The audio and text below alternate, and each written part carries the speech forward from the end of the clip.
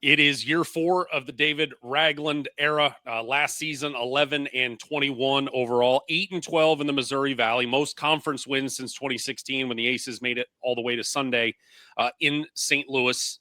With the 6-7 months now of perspective looking back, how do you sort of look at last year as a total product? Yeah, and I've said this to several different outlets. I think you have to look more at that conference record of 8-12, which is more indicative of the type of talent he had with the team. 11-21 overall, a bit misleading just because of their difficult non-conference schedule from a season ago, and they also battled just numerous injuries throughout the first month and a half. And I will say that the one thing I underestimated a bit, because I really hyped up last year's group, and they competed in conference play, but they had some lack of experience just at the college Division I level, and I think I kind of underestimated that with last year's group. What I will say with this year's group, it's a different story. I think talent-wise, they are equally as good as last year, if not better, but they have way more experience in this year's roster to where I think they should be ready to compete day one. Now, again, they have some tough non-conference games to schedule at Purdue, at Western Kentucky, at Notre Dame, and all of that. So I don't know what their non-conference record will be, but this group should be ready to compete more so day one than last year's group, which I think has added to the excitement. David Ragland may have been the only coach in America. I don't know the last time a coach won 11 games and got a contract extension, but he did last year. And again, to your point, the overall record, not necessarily the sign of the growth this program has shown, but getting to the point now in year 3 to where you tied for 8th finish in the Valley, 8 conference wins. What did that say to you that Ziggy Siegfried, the athletic director, just felt confident enough in the path this program is on that, you know, it's a black and white business. Wins and losses mean so much, but at the same time, hey, let's not be blinded by 11-21. This guy's got the program going in the right direction. Well, 2 things really stand out talking with Ziggy, and that is he's really harped on how they compete in conference, and the improvement has been there his first 3 years. I think last year they were more competitive in conference play, it felt, last year than 2 years ago. Even though the group 2 years ago had some big wins in Valley play as well. But Ziggy's always kind of harping, hey, I want to see improvement in conference. I want you to schedule tough the non-conference, so I'm not going to penalize you for your overall record. Sure, they want to be, at 500 or better, regardless of what the non-conference schedule is. But Coach Ragland has shown the improvement in Valley play. They were, I'd say, more competitive in their 8-12 conference record than what they showed a season ago. And number 2, Ziggy's talking about he wants stability. This is a program that before Coach Ragland got there, really cycled through coaches in a 3-4 year span. So he feels like he has stability. He views that improvement in conference and also how Coach Ragland does things off the court in the community. And they've pretty well done everything that they've said. I also think, too, the question, and it's a fair question, Coach Ragland still had a couple years on his existing deal. And the question I got is, well, why an extension now? Why not wait another year or two and see how these next years go? But I think Ziggy feels very confident about the group that he's brought in this year. I think they've done an outstanding job assembling the roster. I feel like in his time, this roster makes the most sense. And again, it's not that they weren't trying to make it make sense in previous years, but it just feels like at each position, they have depth, they have experience, and all their pieces fit better than maybe in previous years. So I give them a lot of credit. And I think the improvement in conference and the group that he's brought in this year and wanting that stability has led to Ziggy giving him that extension. Before we talk about the additions, talk about the departures, it's sort of been the unfortunate byproduct of the portal era that we have seen David Ragland do an unbelievable job in finding diamonds in the rough on the recruiting trail, and then you maybe get 1 year and that's it. You look at the key departures: Tayshawn Comer, Gabriel Pizzato, Cam Hafner, your 3 double-digit scorers from a year ago, all moving on to other places. 7 guys in the portal. The one guy I'm not going to give any sort of grief to at all, not that I give really any to any of them, but Tanner Cuff going to Hawaii to complete his collegiate career. We'll give him a pass in any of these conversations. Of those 3, though, the 3 double-digit scorers, I know you'd love to have all of them, but is there one, maybe aside from the countable statistics, but maybe just from an intangible standpoint of, boy, that's a really big hole that we have to try to replace? Yeah, before I answer that, I want to go back to Tanner Cuff going to Hawaii. You can't fault a guy for making that move, but a lot of it too was, and Tanner loved it in Evansville, and he kind of spoke on this, that he would have liked to have stayed, but in terms of education side, getting his master's, Evansville didn't have that really specific thing that he wanted. So, he went to Hawaii, and you can't fault him. He's actually teaming up with Yassine Toomey, who was on Evansville's team 2 years ago. They both are at Hawaii now, so best luck to them. But to answer your question, of the three you mentioned there at the bottom of the screen with Comer, Pizzato, and Hafner, I really think with Pizzato's upside and just his raw talent, that would be one of the guys you would hope to keep. Obviously, he went to Xavier, and I know he's battling it's a knee injury right now, so hopefully he can get healthy at some point throughout the season and help out Xavier. But I would say Pizzato definitely had the most upside. I will say Tayshawn Comer was a very stable point guard. I thought at times he carried the team in a scoring role in a group that last year wasn't extremely deep, especially at the point guard position. Comer had to play 38, 39 minutes on a consistent basis where they're trying to, find spots to give him a break. But I'd say Pizzato's the one that you wish you could keep. And we're going to talk about the new group here. And this is all judging on paper and the resume and whatnot. But, I feel like at the positions that they lost those guys, they're just as good or possibly they have upgraded from last year. And again, we'll see how it plays out. But on paper, I feel like they're still in a good spot. In terms of the guys coming back, it is size. And that is one of the things. It just feels like the 6'10" and above crowd, as much size, it feels like it's kind of funneled into the conference here in the last year or two. Boy, it feels like David Ragland has cornered the market on let's go find some 6'10" and above, and that includes the reigning and defending defensive player of the year in Connor Turnbull. Got a chance to talk with him a couple of weeks ago, but what sort of growth have you seen from him since you last saw him in March that you think, okay, he's the defensive player of the year, but this is also a kid that, averaged 9 points a game last year and really flourished offensively in the second half of the season. He can roll that into this year. Yeah, I think I've touched on this with you before, but Turnbull, just his personality and his comfort in himself has really improved the last year. If you had a video of him today just interacting with his teammates and his personality compared to a season ago, and it's a complete 180. So I really have seen improvement in that. He seems to be happy here, a lot more comfortable. And I think when you have a year like he did last season, of course, that helps your confidence and become more comfortable. But you talk about losing all the guys in the portal, and while Evansville returned 4 players from last year that saw minutes, 2 significant minutes, they're 2 very big pieces. And I think in today's game, for a school like Evansville, if you can return a guy like Turnbull and even Josh Hughes from defensive perspective, that's a major win. And so I think with Turnbull being defensive player of the year, probably becoming a bit more consistent in terms of his versatility offensively. I think he showed that, especially the last month or so of the season where he was averaging well in a double figure scoring wise. His defense has always been solid. But I think mainly with Turnbull, it's just his comfort, his leadership and personality has really improved over the course of the last season. Josh Hughes, the Australian, averaged about 7 a game last year. What do you expect out of him from a growth standpoint this year? Well, again, same with him. His defense has always been good, especially around the rim. Hughes was top 5 in block shots per game, joining Turnbull in that category as well. But Hughes had a disappointing season in terms of shooting it last year. His freshman season, he was mid 30% from 3. But last year, very well known, Hughes struggled mightily on the road. He was well below 20% from the perimeter in road games. So I'd like to see more balance with Hughes as far as getting him more touches down on the paint, scoring around the rim.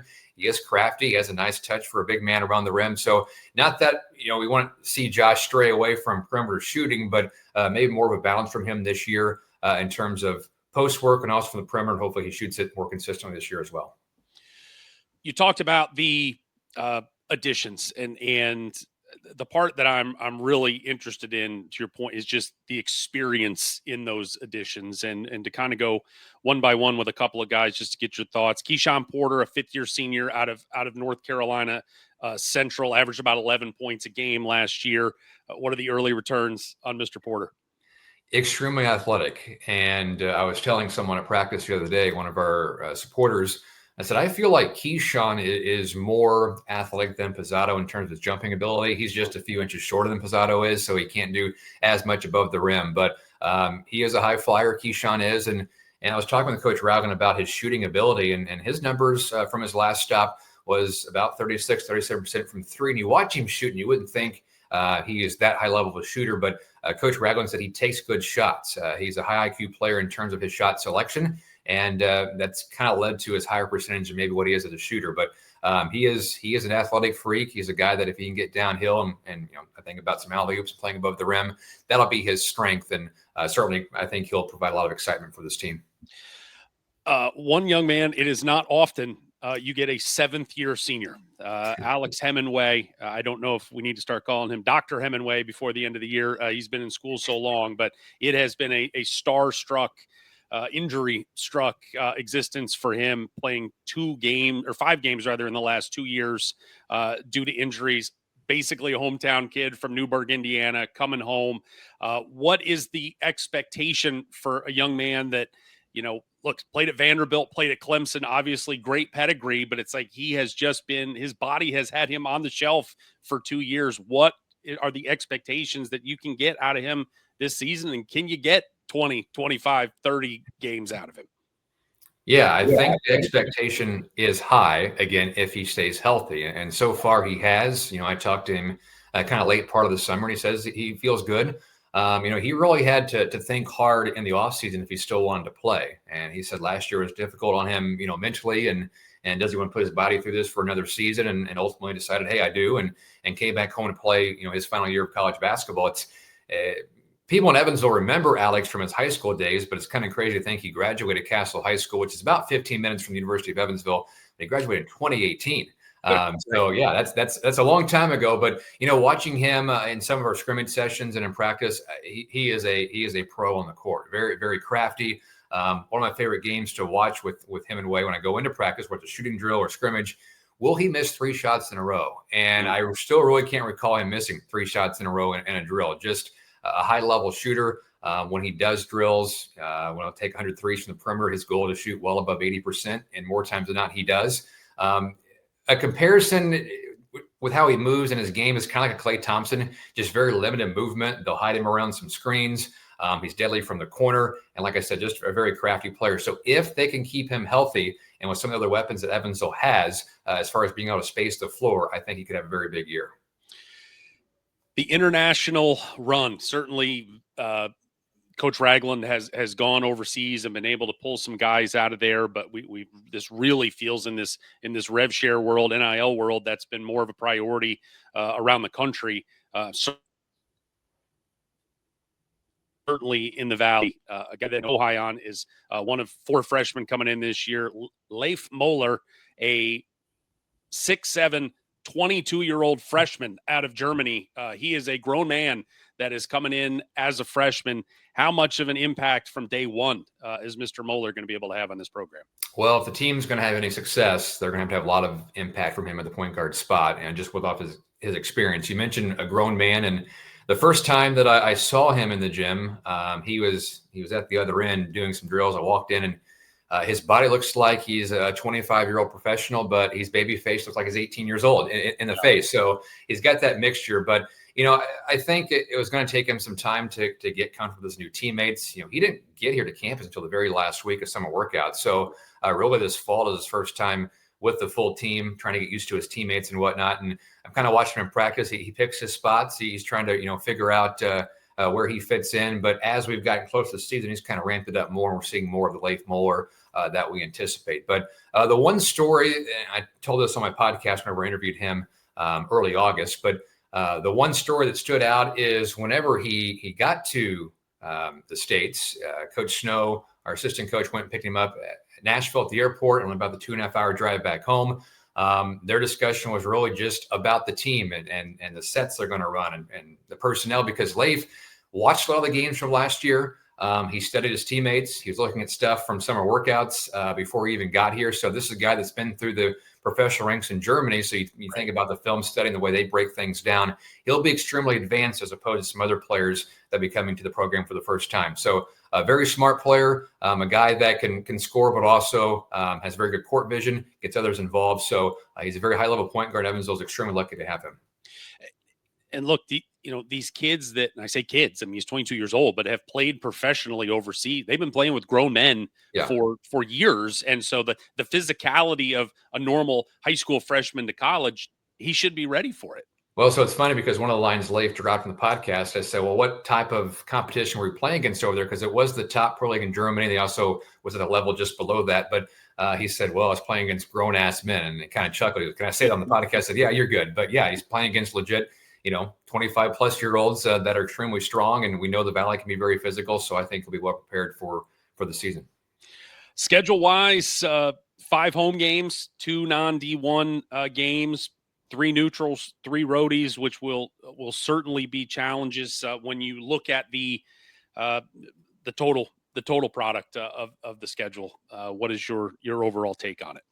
Yeah, I think there's better balance this year than in previous years in terms of non-conference schedule. While there's some tough games on there, at least they have a few more home games mixed in. The road games are extremely difficult. You open up at Purdue on November 4th, first game of the season, and then you'll have a couple of what should be easier home games, playing some non-D1s for your first 2 home contests. And then it's intriguing, I think, mid-November, this will be more of a good barometer of where the team's at. You play Middle Tennessee State November 12th and UT Arlington November 18th, 2 teams you played on the road last year. They come to Ford Center this season. So I kind of circle those 2 games to see where the group's at.